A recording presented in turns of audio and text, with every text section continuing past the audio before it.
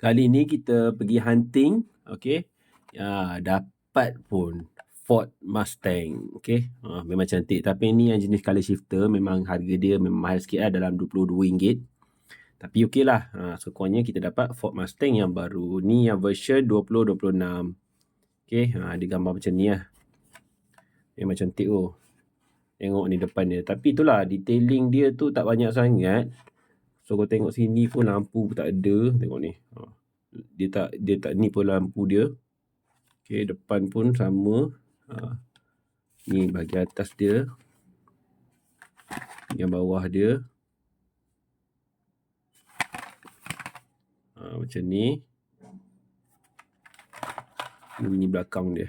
So nanti kalau kata kita celup air panas air sejuk, bertukarlah dari kuning ataupun hitam. Ford Mustang. Cantik ke? So teruskan hunting sampai kita dapat yang lain pula.